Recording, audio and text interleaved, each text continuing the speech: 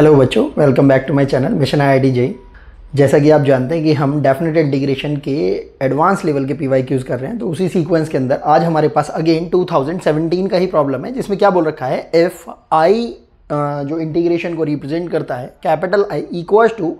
Summation of K equals to 1 से लेकर K equals to 98 तक, integration of K plus 1 whole upon X into X plus 1 D X from K to K plus 1। देन यहाँ पर हमें चार option दे रखे हैं इंटीग्रेशन इस आई के लिए कि आई की वैल्यू ग्रेटर देन है, तो हमारे पास दो ऑप्शन दे रखे हैं, और ए आई की वैल्यू लेस देन के अंदर बता रखी है, तो हमारे पास दो ऑप्शन दे रखे हैं। ये एक मल्टीपल चॉइस टाइप का प्रॉब्लम था, जिसके अंदर एक से ज़्यादा करेक्ट ऑप्शन आने की संभावना बनी हुई थी। अब जैसा कि हम इसके ऑप्शंस में देख सकते हैं, बिल्कुल डायरेक्ट फॉरवर्ड इन्होंने हमसे पूछ रखा है कि इक्वल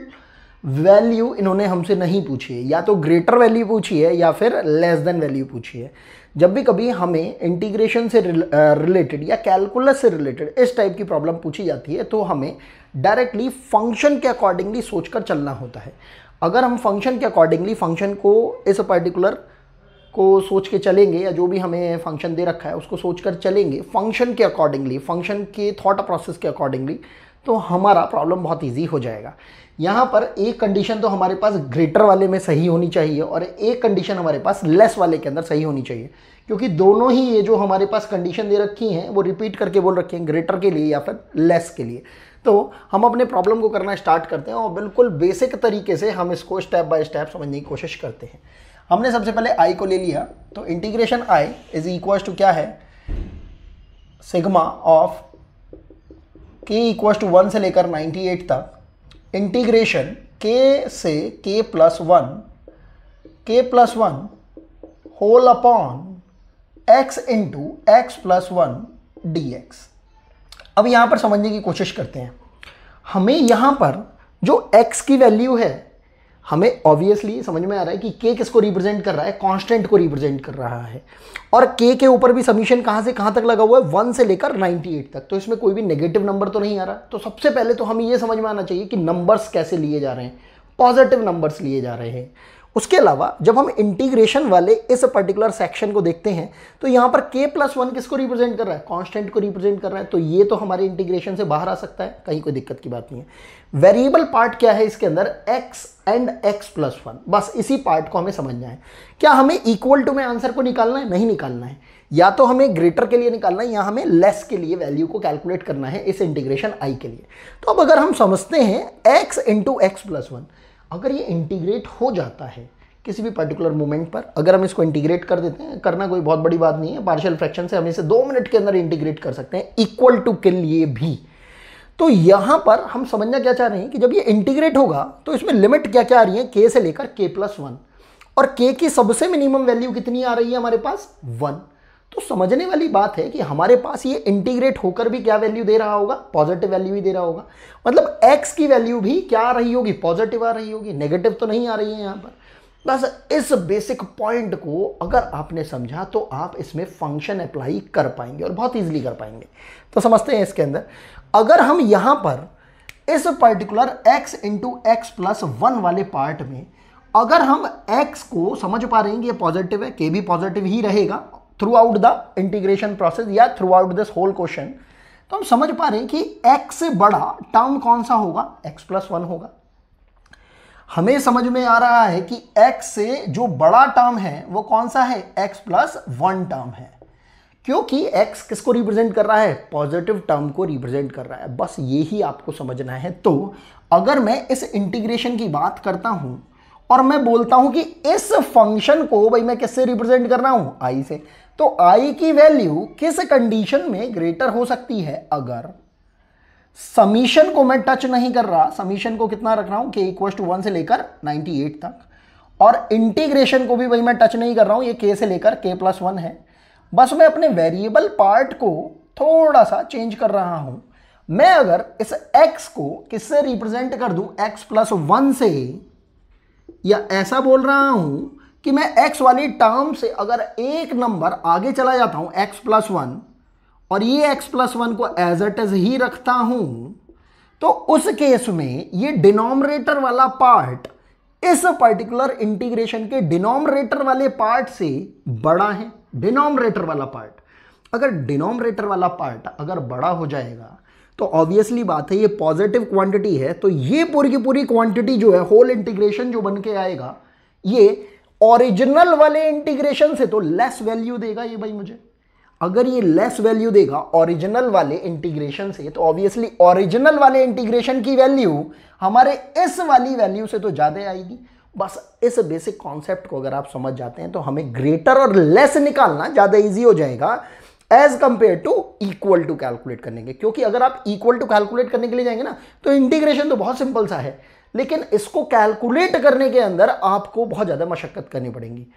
तो हमने क्या करा, इस ग्रेटर को जब हमने कैलकुलेट करने की कोशिश करी तो इस पर्टिकुलर के लिए अगर मैं इक्वल टू साइन लगाता हूं, ये तो ग्रेटर वाला साइन हो गया हमारे लिए, इस पूरे के लिए भाई मैं इक्वल टू साइन लगाकर इसको सॉल्व करने की कोशिश कर रहा हूं।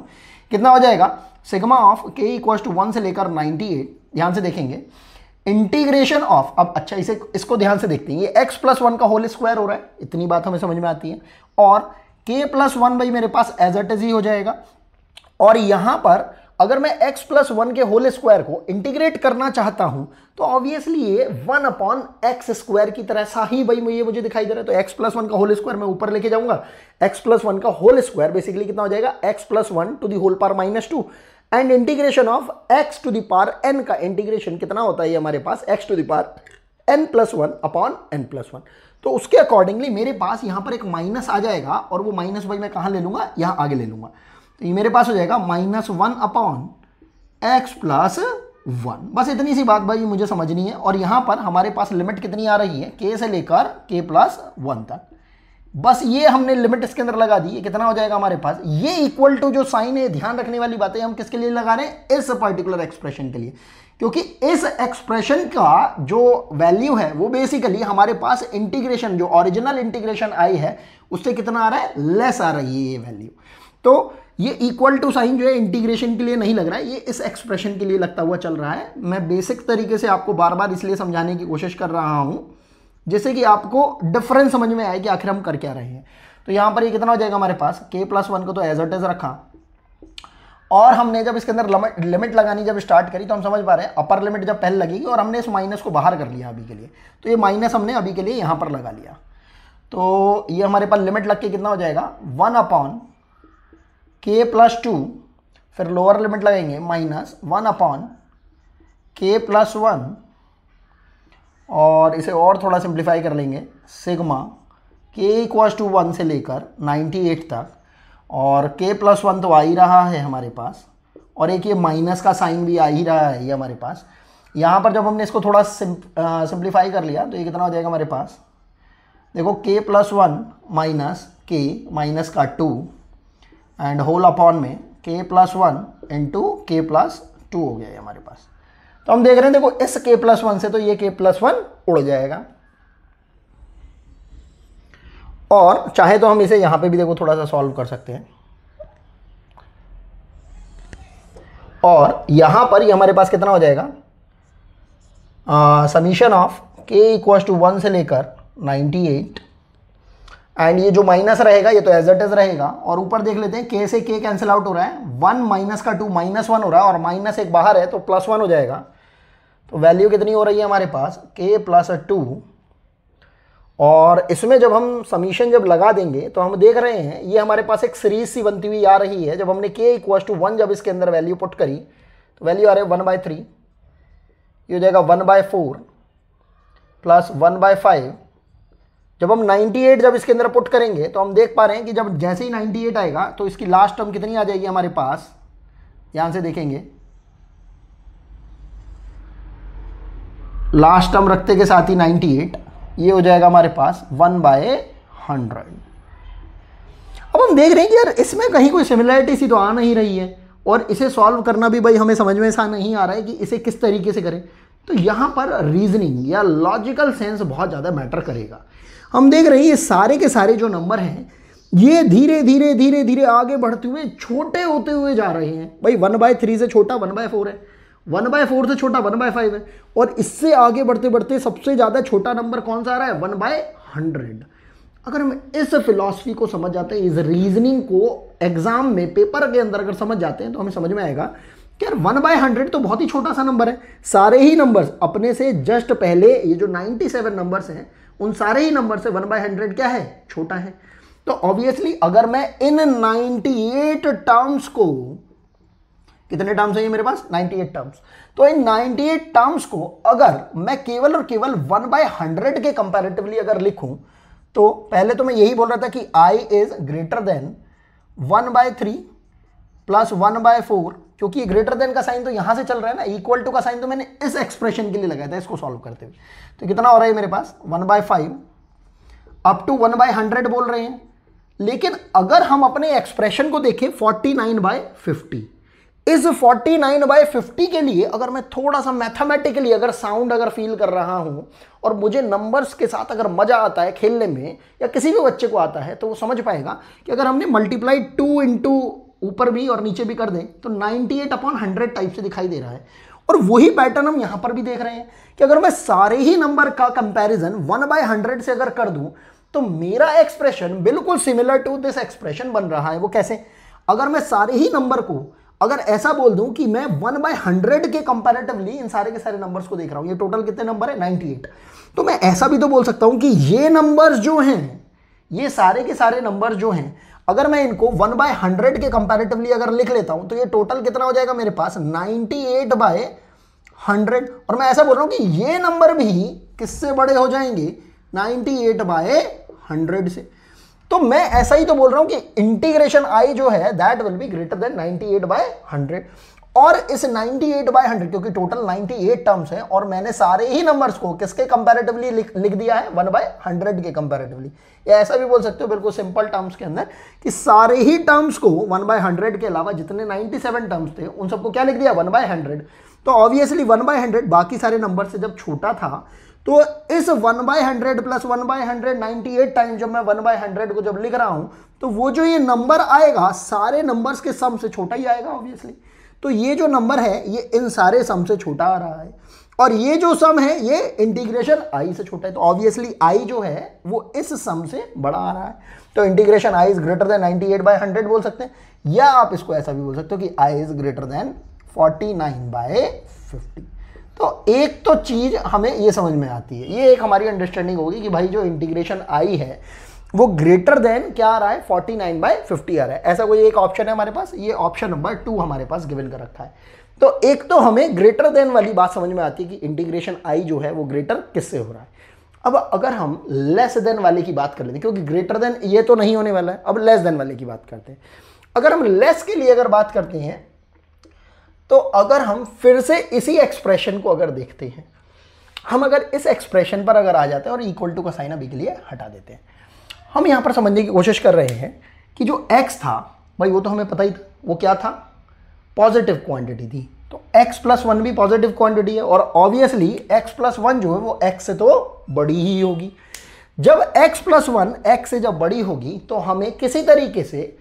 अपने इस एक्सप्रेशन के लिए लेस देन के लिए भी कैलकुलेट करके देखना होगा। अगर हम यहां पर एक्सप्रेशन को थोड़ा सिंप्लीफाई करना चाहें, क्योंकि हम देख रहे हैं कि यहां पर लॉग वाली क्वांटिटी आ रही है, अब i जब ग्रेटर देन 49/50 हो रहा है तो वो लेस देन के अंदर 49/50 तो नहीं हो रहा होगा,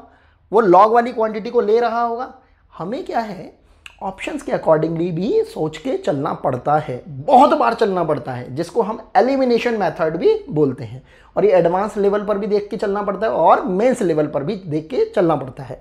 तो अगर हम लेस की बात करें तो उस लेस को समझने से पहले अगर हम इस x की जो इंटीग्रेशन के अंदर जो मिनिमम लिमिट दे रखी है वो कितनी दे रखी है k, अगर मैं x की इस x+1 वाले फैक्टर को, देखो दो तरीके हैं इसको सॉल्व करने के फंक्शन से भी, कि या तो मैं इस x+1 को, जैसे भाई मैंने इस ग्रेटर देन को निकालने के लिए इसके डिनोमिनेटर को बड़ा कर दिया था, इसकी वजह से ये क्वांटिटी छोटी हो गई थी और ये क्वांटिटी किससे छोटी हुई थी, अपने ओरिजिनल इंटीग्रेशन i से छोटी हो गई थी। अब अगर मैं यहां पर इस क्वांटिटी को, डिनोमिनेटर को अगर मैं छोटा कर रहा हूं तो ऑब्वियसली ये जो क्वांटिटी है मेरी ये क्या हो जाएगी, बड़ी हो जाएगी। किससे बड़ी हो जाएगी, अपने ओरिजिनल इंटीग्रेशन से बड़ी हो जाएगी, जो हमारे पास इंटीग्रेशन का ओरिजिनल एक्सप्रेशन है। और अगर ये अपने ओरिजिनल इंटीग्रेशन के एक्सप्रेशन से अगर बड़ी हो जाएगी तो ये हम बेसिकली क्या बोलेंगे कि हमारा इंटीग्रेशन क्या हो रहा है, लेस हो रहा है। तो लेस के लिए हमारे पास देखो दो तरीके हैं, या तो मैं इस क्वांटिटी को छोटा करके एक्स ही बना दूं, या फिर मैं इसको थोड़ा सिंप्लीफाइड फॉर्म में इस तरीके से लेके आऊं जिससे कि जो अवेलेबल ऑप्शन है उससे भाई मैं मैच करा पाऊं। तो यहां पर थोड़ा सा हमने और आगे तक का सोचा। अगर हम इस x+1 के अंदर इसकी जो बेसिक लिमिट है, जो सबसे जो लोअर लिमिट है, अगर उसको अगर पुट कर देते हैं, मतलब अगर इस x को मैं क्या बना देता हूं, इस x को मैं बना देता हूं k, तो बनने वाला एक्सप्रेशन देखो कैसा सा बन रहा है, k = 1 से लेकर 98 तक इंटीग्रेशन k से लेकर k+1। यहां हमने कुछ भी छेड़ाछाड़ी नहीं करी और अभी के लिए इसको हमने हटा दिया है। तो हमारे पास कितना आ रहा है, k+1 अपॉन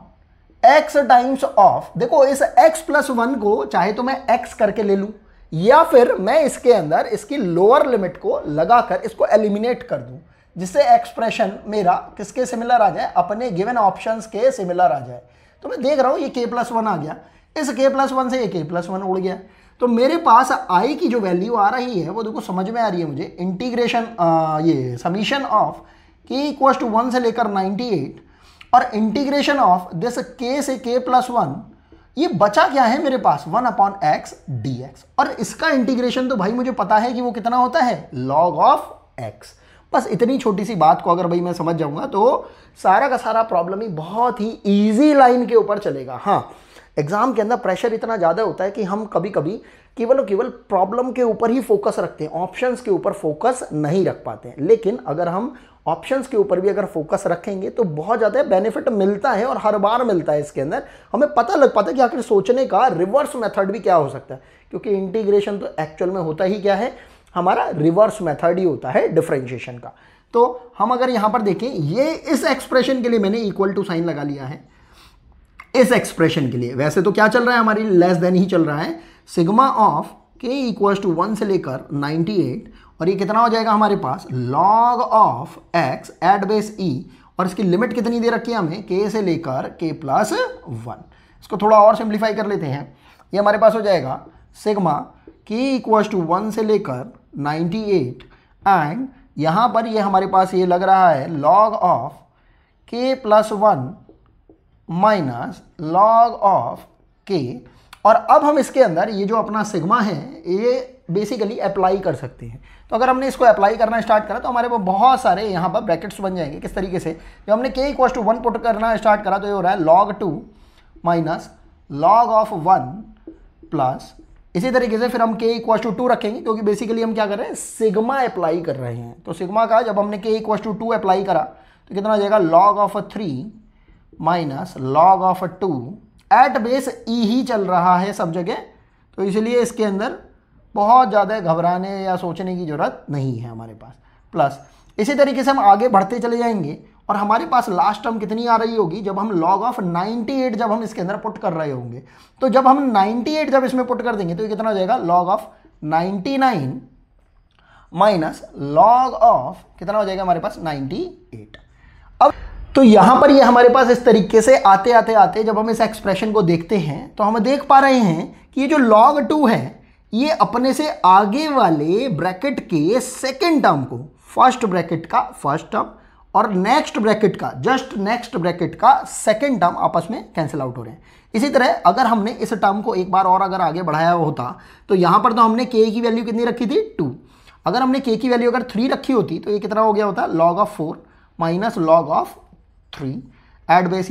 ई। तो हम समझ पा रहे हैं जो भी ब्रैकेट, जिस भी ब्रैकेट की हम बात कर रहे हैं उस ब्रैकेट का फर्स्ट टर्म और उससे जस्ट आगे वाले ब्रैकेट का सेकेंड टर्म आपस में कैंसिल आउट होते हुए जा रहे हैं। इसी पैटर्न को अगर हम फॉलो करते चले जाते हैं तो हम देख पाएंगे कि log of 98 जो कि आगे वाला ब्रैकेट है इससे जस्ट पहले वाले ब्रैकेट के फर्स्ट टर्म log of 98 से कैंसिल आउट हो चुका होता। तो इन बिटवीन ये जितने भी हमारे पास टर्म आ रहे होते वो सारे के सारे कैंसिल आउट हो जाते और हमारे पास लास्ट में बच कितना रहा होता, log of 99 at base E minus log of 1। अब जितने भी इंटेलिजेंट बच्चे हैं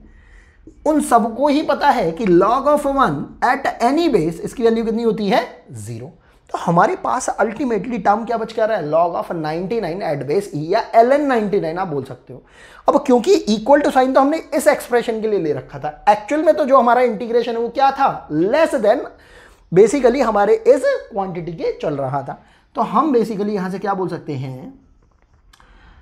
it implies integration I is less than log of 99 at base e. तो ये भी हमारा एक ऑप्शन हो जाएगा, और ऐसा ऑप्शन हमने कहीं पर देख रखा है, ये हमारा ऑप्शन मिला हुआ है। तो यहां पर हमारे पास इन चारों ऑप्शंस में से एक तो ऑप्शन नंबर बी, जिसके अंदर integration I is greater than 49/50 दे रखा है, and option number C integration I is less than log of 99 at base e भी करेक्ट हो रहा है। ये दोनों के दोनों ऑप्शन हमारे करेक्ट हो रहे हैं, और यही हमारा रिक्वायर्ड आंसर हो जाएगा। आई होप आपको ये प्रॉब्लम समझ में आ रही होगी, क्योंकि जनरली आईआईटी जो है, इंटीग्रेशन हो चाहे कैलकुलस हो चाहे और डिफरेंट हमारे पास पर्टिकुलर मैथ के सेगमेंट्स हो, उनके अंदर किसी एक पर्टिकुलर सेक्शन के अंदर के किसी एक पर्टिकुलर चैप्टर में से प्रॉब्लम नहीं पूछता है, मिक्स्ड प्रॉब्लम पूछता है। और ये जो पर्टिकुलर प्रॉब्लम थी, ये फंक्शन बेस्ड प्रॉब्लम थी, और बहुत सारी ऐसी प्रॉब्लम हमने देख रखी हैं प्रीवियसली, जिनके अंदर किसी भी प्रॉब्लम के अंदर उसे डायरेक्ट फॉरवर्डली उसी चैप्टर के अंदर से केवल और केवल बहुत मुश्किल से पूछा जाता है। तो यहाँ पर ये हमारा प्रॉब्लम सॉल्व हो जाता है। थोड़ा सा हमने ट्रिकी माइंड को यूज़ करके इसको सॉल्व कर दिया है। अगर आपको कोई भी कैसी भी कोई दिक्कत आती है, प्रॉब्लम आती है, तो आप कमेंट सेक्शन के अंदर मेंशन कर सकते हैं। फिर भी अगर आपको कुछ इन डिटेल आपको कुछ पूछना है, तो मैंने अपनी टेलीग्राम आईडी भी बता रखी है, उस पर आप मुझे कांटेक्ट कर सकते हैं। आज के लिए सिर्फ इतना ही, मिलते हैं आपसे नेक्स्ट वीडियो के अंदर। Thanks for watching.